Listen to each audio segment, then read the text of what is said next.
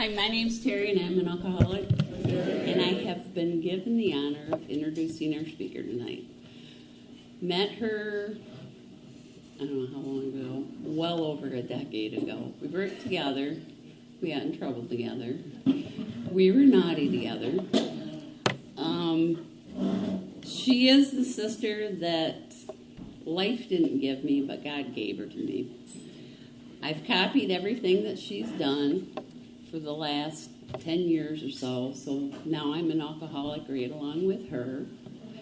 The only thing I didn't do yet, I haven't gotten the legal issues, but, you know, that's a yet. Working with Dolores, she was just like she is here at the club. She hasn't changed at all. Being sober has made her better, though. She is happier. And, you know, she just is even more loving. She's been a big, big part of my life. She's been there for me. She's picked me up off the ground several times. And she's done that with many other people. So she definitely is a bright light in the club, in the program, and, you know, without further ado, Dolores. Thank you.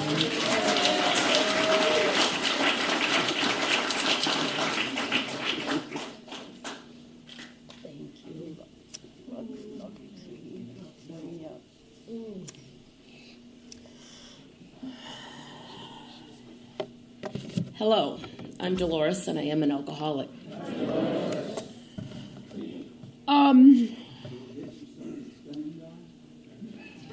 Gunny, I can just lower the mic a little bit. How about that?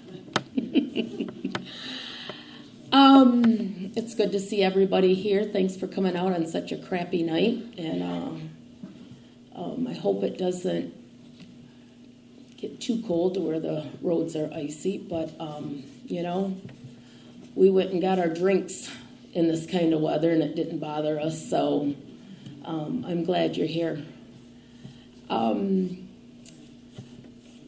This is the fourth speaking that I've done in the last 2-3 weeks, so I'll try to make it different a little bit, but it's still going to be kind of the same because my story hasn't changed. I started drinking in probably 6th, 7th grade.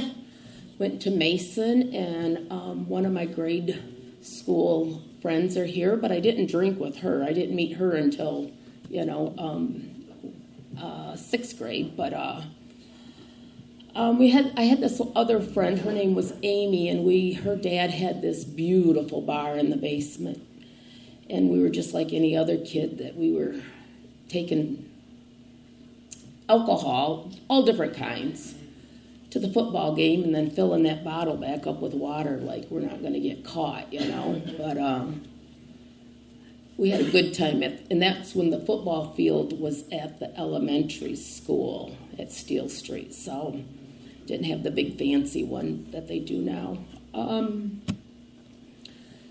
So drinking has always been a part of my life. Mom and Dad would play cards, Fridays and Saturday nights, and I was like their little waitress or whatever, and then I could have a drink of theirs, as they had a beer, I would get them, take a sip out of it, and, it didn't taste very good, but, it made me feel good, so. I'm not going to spend too much time on the drunkalogue, because we've all had our own, and they're all pretty much the same, but I just don't know when. I've been trying to think this past 2 years since I got in trouble again, when I became an alcoholic, because I don't know when that switched. My youngest son, he's 39, he would tell his friends, "This is my mom, Dolores. In the summertime, she's an alcoholic. In the wintertime, she doesn't drink." And I don't know when that changed to every day. It was every day, at the end, every day, every night, blackout drunk. Sometimes I started so early in the morning that by 1 o'clock, 2 o'clock, I had passed out. Slept it off for a couple hours and then did it again in the evening. Through all of that, I continued and had a great job. I worked for the post office for 31 plus years. Never drank on the job.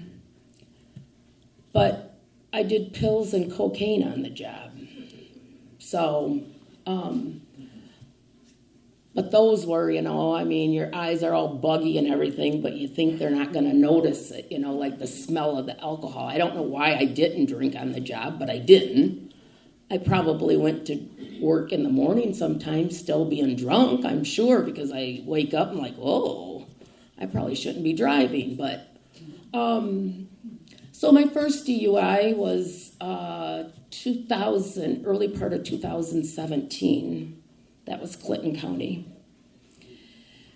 And I had done really, really well until 2021. Because I don't normally drink and drive, but when I shouldn't say that, that's a lie. I did drink and drive a lot. Everywhere I went, I had a cocktail with me, but I didn't feel like I was drunk. That's how that goes. So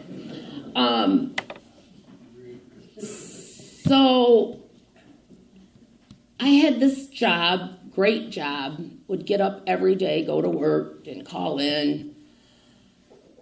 And there'd be sometimes, I'd get up in the morning and I'm like, whoa, I don't remember making this. I had this, a whole meal done and don't even remember it.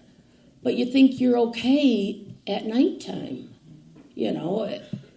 And I remember sometimes having the drink right by my bed and there was only one sip in it, but I had to crack that open. And I didn't drink in the middle of the night, but I could not stop. I had to have a drink there. And so fast forward, 2019, it was a May evening. I had quit the cocaine by then because they were putting fentanyl in it. And I have 8 grandchildren, and all I could think of was, my grandkids are going to think I love drugs more than them. So I quit doing that. Today, I pray to God that doesn't come at me with a guarantee there's no fentanyl in there, because I can't be 100% honest. I wouldn't do it because I loved it. But I hope it doesn't, because I love this life. So 2019, it was a May evening. It was rainy one night and not rainy the next night. And I didn't know what was about to happen, but I was mowing my lawn and I was drinking because my lawnmower wouldn't run without a drink in my hand. I just found that out a couple years ago. But I was also on Norcos because I had had shoulder surgery and, whatever. Then I started buying them. Well, I got off my mower to pick up this log that was too big to run over, and it was a 0 turn, and I ran over my foot. So I lost half of my foot. I ended up retiring because I didn't know if I was going to be able to walk again. But that didn't even stop me from drinking. Didn't stop me from doing the pills. So this disease is horrible. A couple of ladies tonight just found out about the foot. They didn't even know it because I can walk fine. I retired with 31 plus years, and that, I can't even say then because I was already drinking every day. I don't know when that happened because I was trying to say, well, it must have happened when I retired. No, that had happened prior to that because I was making this food and getting up, going to work, and I was drinking every night. So, anyways, I did the full retirement, didn't know if I was going to work, so then I filed for disability, and I did get that. So I was doing okay, but I still continued to drink and do the pills. Always searching for that, that next high again, and you never get it. You just keep trying, you keep trying, you keep trying. And, but the one thing that did come out of me losing my foot was I was able to take care of my mom in her last days. So I lived with her the last 5 months that she was alive, but I was still drinking every night, drinking up there with her. And I wish she could have seen me today, but I know she's looking down because it ran on both sides of my family, so I was doomed to get this. So Mom passed away February 27th of 2020, and I believe it was March 5th or 6th that our world had shut down with COVID. So, there was a whole year and a half in there that I had to sell the house that Mom lived in and, get all that stuff around. And I had a friend that said, come on, let's go to Florida. He had an apartment down there. He was my work husband. He was retired. And I went down there, and he said, you can stay down here. You haven't had a break in life, for a while. So I went down there to his apartment for 6 weeks. He came back home. He let me use his car, and I went to the races one night. And remember, we're all on lockdown, and Florida was not on lockdown very long at all, if at all. I mean, I remember they were pretty open at everything they were doing. So I only took 3 beers with me because I knew I couldn't be drinking and driving much. Well, what I decided to do was I was a good one for the medical gummies because I had pain. I'm old. I walked mail routes for 31 years. And I fell asleep with those gummies, and I rolled my buddy's car. I was a .10 for the alcohol, but it's still a DUI. Just like the billboards say here, it's still a DUI. A little high is too high to drive. And it's no joke.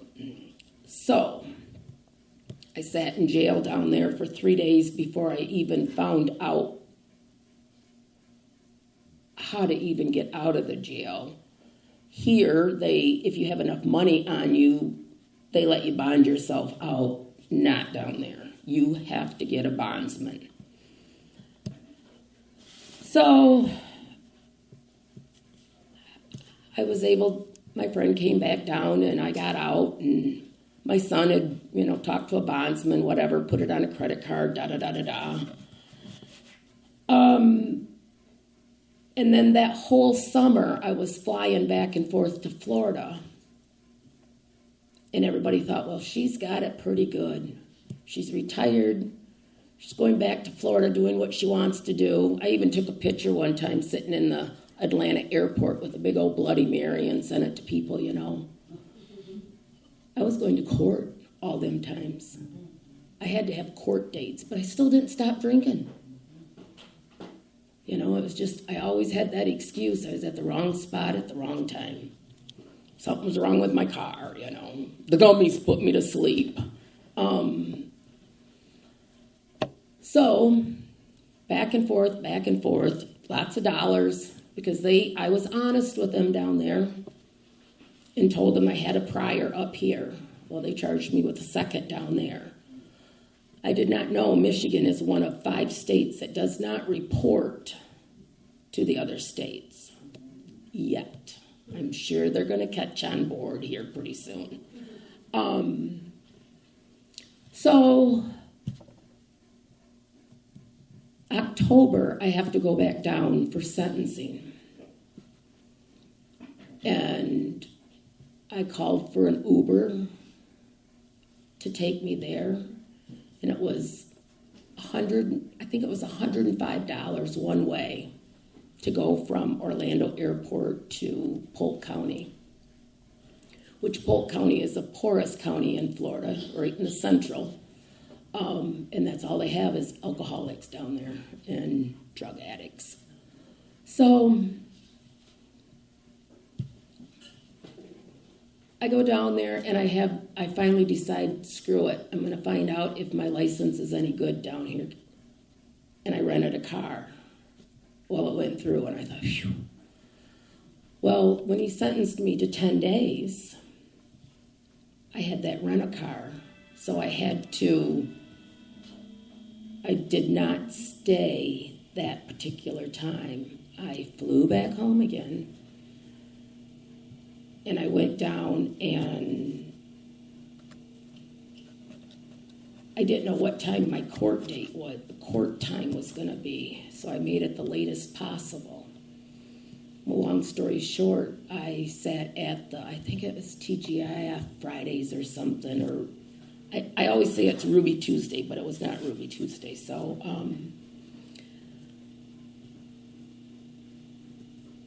my credit card showed 7 Bloody Marys. I only thought I had 5. And I'm still drinking, knowing what I'm facing. I still haven't admitted that I have a problem. So I finally get home. I was just thinking I was flying. I get home. Didn't know if I even paid the toll at the Detroit airport. I thought I was like Smokey and the Bandit, busted the gate doing 98 or whatever, you know. But I make it all the way to Okemos. And I decide I get to have a free night in jail at Ingham County. Do not pass go, do not collect $200. When my phone was turned on at 2 in the afternoon, it was blowing up and it was my son. And I thought, well, I was going to try to lie to him. I thought I better just come clean now. So this was my 3rd one. 2 here. I have a problem with drinking. I just celebrated 2 years, November 7th.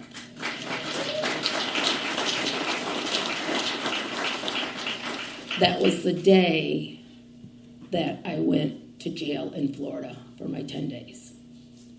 I had had a drink the day before because I thought, I know this is going to be it. So I went down there, and then, all this time I've been having to do drops, be it for Florida and then up here for Ingham County. A week ago, this past Wednesday, I graduated from Sobriety Court, 55th District. So I cannot say enough about that program. I love that program. I love the people that's here. My PO is sitting here. They're wonderful people. They truly care. I thought these people around these tables, when they thanked the judge and thanked this person and thanked that person, I thought, they're full of shit. Who's ever going to thank them people for getting them in trouble, you know? But it really does happen. You know, the program, it's intense. That first phase is horrible. And I tell this to people, I'm like, I don't know how you're going to make it if you have a full-time job. Luckily, I was retired. But I went to the dollar store and bought this little calendar, and I had to write everything on there. In my phone, ooh, I like that purple. I had to write everything down, and I had so many alarms in my phone that was going off every day. But I did it. I didn't do it as successfully as I wanted to. I was due to graduate in June, but I had a dilute. The doctors would love for you to have a dilute, have your urine that clear, but not the courts. So I got pushed back a little bit, and then I had a mishap where a bunch of us got broke into, and I forgot to go drop. The judge doesn't play on that. I got 2 days jail and pushed back again. But you know what? It all happened when it was supposed to happen. And I'm not upset about it. I'm here because I want to be here now. I don't have to be here. I'm still on a restricted license. And that's my next goal, is I'm going to recruit all of you people when I go down to the Capitol, because I cannot have children under 18 in my car. So that has been the hardest thing for me through this whole time, where I have 8 grandchildren. I couldn't have them in my car. Parents can have their kids in their car, but grandparents can't. And I don't like that rule. So my son says, well, Mom, you need to challenge it. Challenge it now. I'm like, I'm not going to challenge it now. I'm going to wait till I'm done. Because I know how they operate. They're going to put me in jail or give me longer time. So I'll wait till I'm done. But I cannot say enough about AA, though.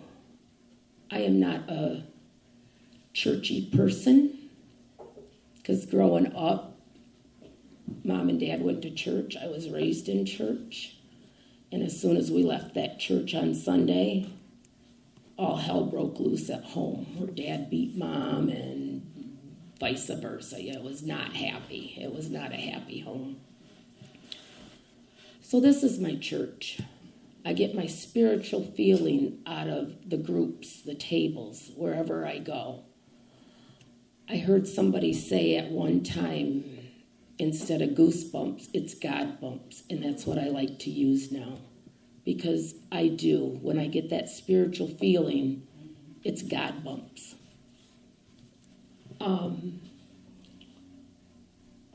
I did so much community service here. I got a job here. So, and I love it. It keeps me grounded. I also volunteer for phones. I'm the chairperson for the phones at AA Central. It keeps me grounded. I don't want to go back to that other life. And I hope it didn't sound like I was talking out of both sides when I talked about the cocaine, but that would scare me, because I know how it made you feel. And if I could guarantee, it's just like with anything. If you could guarantee how it was going to be, but that was a lot of money. I spent a lot of money on that stuff. But all my bills were paid always. And I just sent out a gratitude thank you earlier today. A group of us do that. And I said, I'm thankful that my bills are paid, that I have a warm house, a car, and I'm sober. The other thing, there's a couple of, I wrote them down because I can never quote them off perfectly. But I got a sponsor in my first 60 days. She's working tonight, so she came last Saturday. But she was pretty intense on doing a big book study. I was sentenced February 2nd, and she became my sponsor March 30th, so it was just barely in the 60, but, and she's guided me all along. She's got almost 20 years sobriety herself. So, but the one little saying, I like what it says. It's in chapter 15. It says, AA does not teach us how to handle our drinking. It teaches us how to handle our sobriety, and that is the truth.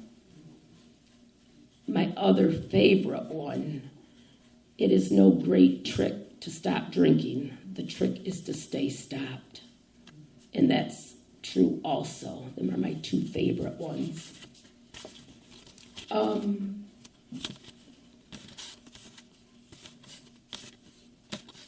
My biggest goal is to have that responsibility prayer always out there, because I want the hand of AA to help everybody out there that I can.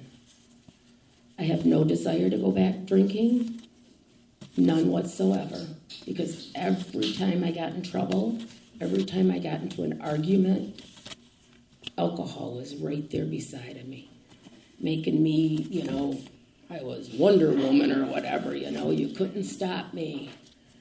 And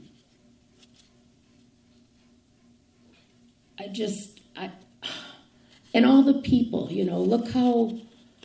look what I would miss if I'd go back out.